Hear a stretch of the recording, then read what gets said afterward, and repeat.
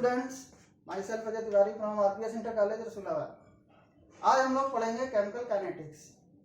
इस चैप्टर में ये पढ़ाया जाता है कि कोई भी रिएक्शन किस स्पीड से कंप्लीट होगी, मतलब स्पीड इसमें देखी जाती है। रिएक्शन तो बहुत पढ़ी हम लोगों ने, रिएक्शन रिएक्टेंट मिला प्रोडक्ट बन गया, बट किस स्पीड से प्रोडक्ट बनेगा उसकी स्टडी इस चैप्टर में की जाती है। इसमें जो काइनेटिक्स वर्ड है वो ग्रीक वर्ड काइनेसिस से लिया गया है और इसका मतलब होता है मूवमेंट। मूवमेंट मीन्स चलना, कंप्लीट होना, आगे की तरफ बढ़ना। तो केमिकल काइनेटिक्स की डेफिनेशन इस प्रकार से दी जा सकती है कि the branch of chemistry in which we study the rates of a chemical reaction and factors which affect. कौन कौन से फैक्टर्स हैं जो कि केमिकल रिएक्शन के रेट को कम या ज्यादा कर देते हैं। फैक्टर्स में जैसे टेम्परेचर बढ़ाने पर रेट ऑफ रिएक्शन बढ़ जाती है, टेम्परेचर को कम कर देंगे तो रिएक्शन की स्पीड कम हो जाती है। which affect the rate of reaction and the mechanism by which the reactions proceed is called chemical kinetics। अब स्पीड के according chemical reactions generally two types की होती हैं। First is fast reaction and second slow reaction. कुछ reaction ऐसी होती हैं जो इतनी फास्ट होती हैं जिनका रेट मेजर करना इम्पॉसिबल है, और ये फास्ट रिएक्शंस जैसे आयनिक रिएक्शंस जो होती हैं, जैसे AgNO3 की रिएक्शन यदि NaCl से कराएं तो बनता है AgCl प्लस NaNO3। या जो एसिड बेस रिएक्शंस होती हैं जैसे NaOH प्लस HCl, ये बनाता है NaCl प्लस H2O। तो ये फास्ट रिएक्शंस हैं, इनको कंप्लीट होने में 10⁻⁻12 से 10⁻⁻16 सेकेंड का टाइम लगता है और इतनी जल्दी फास्ट ये कंप्लीट हो जाती हैं, तो इनका रेट मेजर करना इम्पॉसिबल होता है। और सेकेंड टाइप है इसका स्लो रिएक्शन। कुछ रिएक्शंस ऐसी होती हैं जो बहुत ही स्लो स्पीड से होती हैं। जैसे आपने देखा होगा कि आयरन की कोई रॉड ले लें और उसको रख दें तो उसमें रस्टिंग होने में कम से कम 2-3-4 महीने का समय लग जाता है। तो rusting of iron very slow reaction है, इसका भी रेट मेजर नहीं किया जा सकता है। रेट मेजर किन रिएक्शंस का कर सकते हैं? जो कि मेजरेबल टाइम में कंप्लीट होती हैं, जैसे बेसिक हाइड्रोलिसिस ऑफ एस्टर। अब इस रिएक्शन में CH3 COO C2H5 plus NaOH gives CH3 COO Na means sodium acetate plus C2H5OH। या इन्वर्जन ऑफ केन शुगर, तो C12H22O11 plus H2O H plus C6H12O6 plus C6H12O6 glucose और fructose. तो इन reactions का rate निकाला जा सकता है। अब रेट कैसे निकालेंगे, रेट ऑफ रिएक्शन होता क्या है, इसके बारे में डिस्कस करते हैं। तो अब हम लोग पढ़ेंगे रेट ऑफ रिएक्शन। एक जनरल रिएक्शन कंसीडर करते हैं A टेंड्स टू P, जहां A क्या है, रिएक्टेंट, और P क्या है, प्रोडक्ट।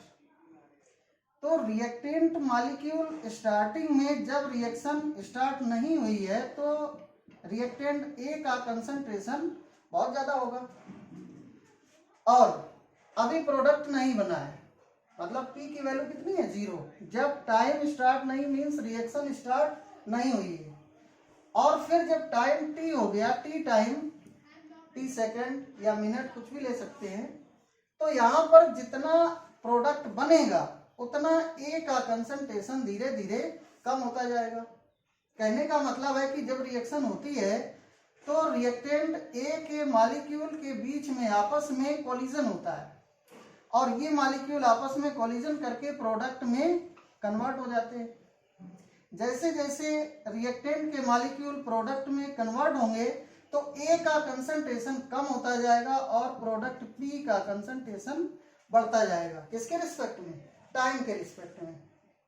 तो रेट ऑफ रिएक्शन की डेफिनेशन क्या समझ में आई कि the change of concentration of, अब किसका कंसंट्रेशन चेंज हो रहा है? रिएक्टेंट का भी चेंज हो रहा है और प्रोडक्ट का भी चेंज हो रहा है। बस अंतर क्या है कि टाइम के साथ साथ रिएक्टेंट का कंसंट्रेशन डिक्रीज हो रहा है और प्रोडक्ट का कंसंट्रेशन इंक्रीज हो रहा है। ठीक है ना? तो रेट ऑफ रिएक्शन की डेफिनेशन क्या समझ में आई? तो रेट ऑफ रिएक्शन की डेफिनेशन क्या हुई? The change of concentration of reactants और products with respect to time known as rate of reaction.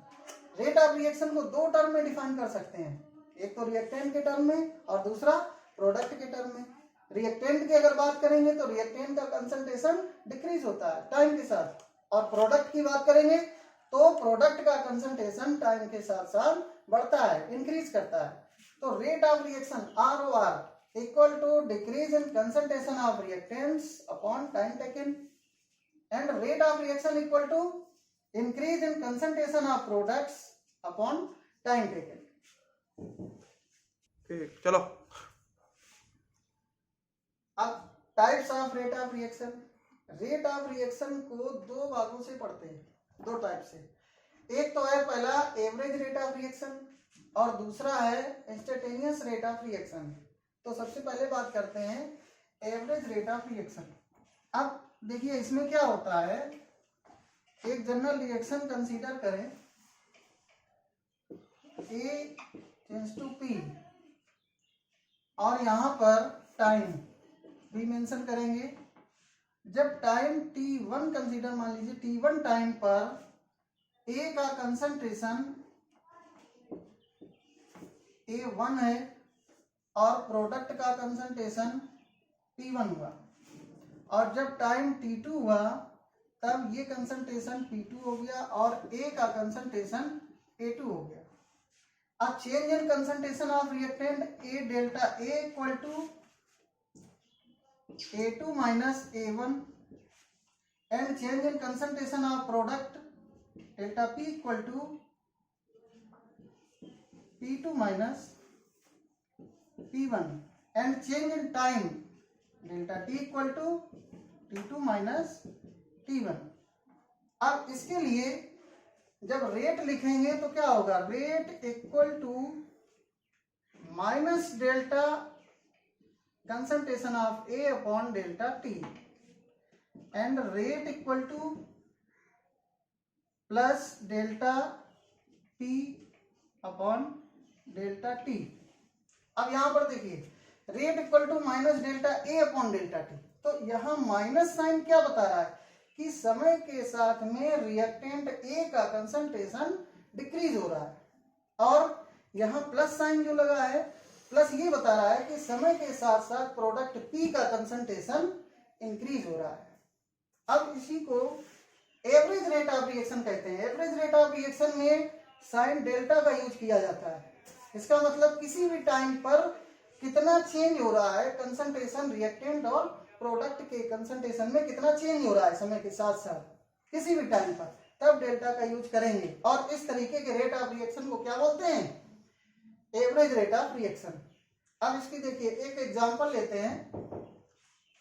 चलिए अब एग्जांपल देखते हैं PCl5 reversible change to PCl3 and Cl2।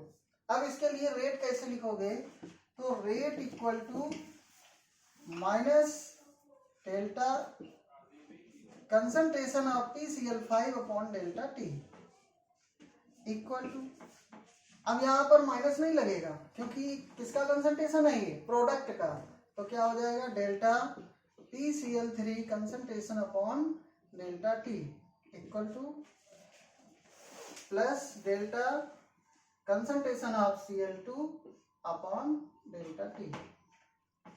एक जनरल रिएक्शन और देखते हैं, small a plus small b reversible और change to CC plus DD। अब इस रिएक्शन या इस टाइप की रिएक्शन के लिए जब भी रेट लिखेंगे तो जो भी स्टोइकियोमेट्रिक कोएफिशिएंट है इनको 1 में करके लिख देते हैं। कैसे?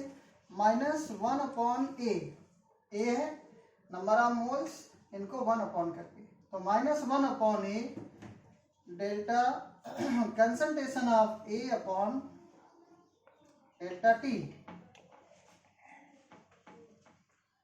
Equal to -1/B delta concentration of B upon delta T equal to 1/C delta C upon delta T equal to 1/D delta concentration of D upon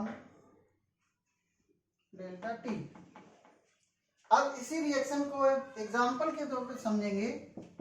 N2 plus 3H2 gives 2NH3।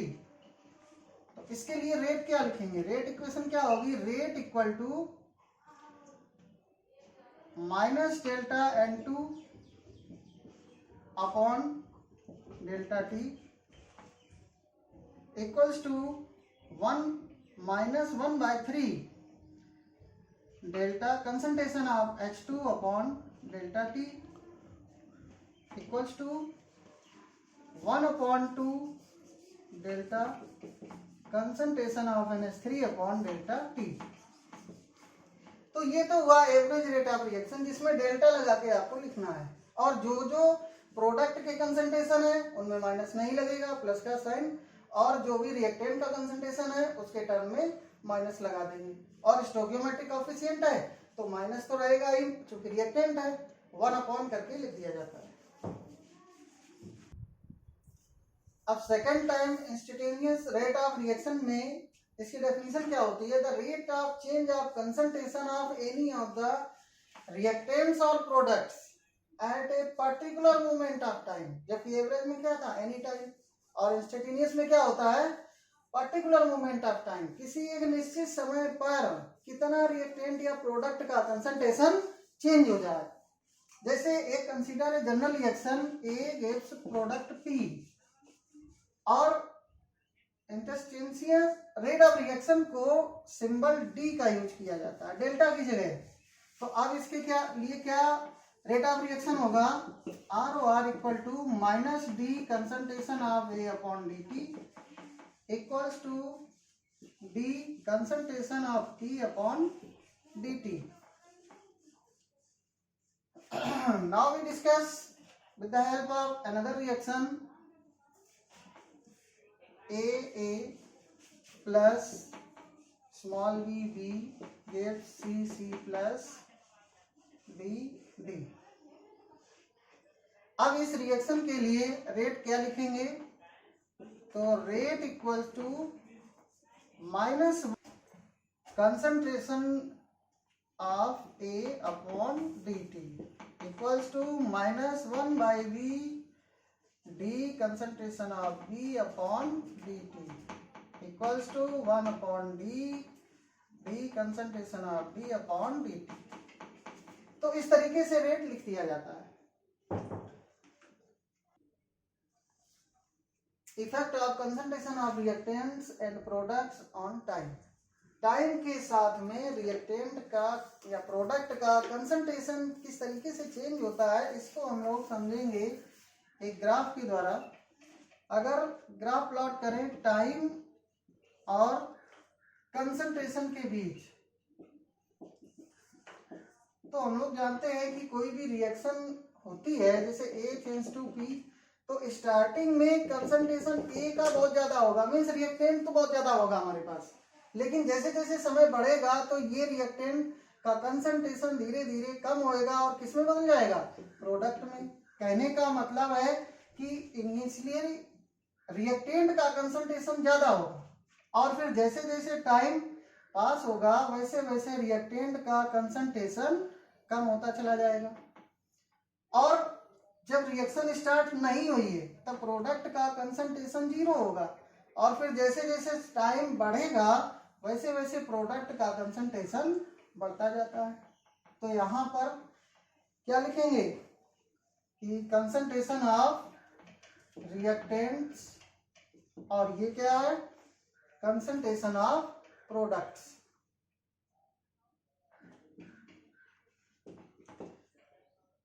तो ये था time और concentration के बीच में graph खींचने पर reactant और product का कंसंट्रेशन किस तरीके से वेरी करता है कि टाइम जब जब बढ़ेगा तो प्रोडक्ट का कंसंट्रेशन बढ़ता जाता है और टाइम के साथ रिएक्टेंट का कंसंट्रेशन कम होता चला जाता है।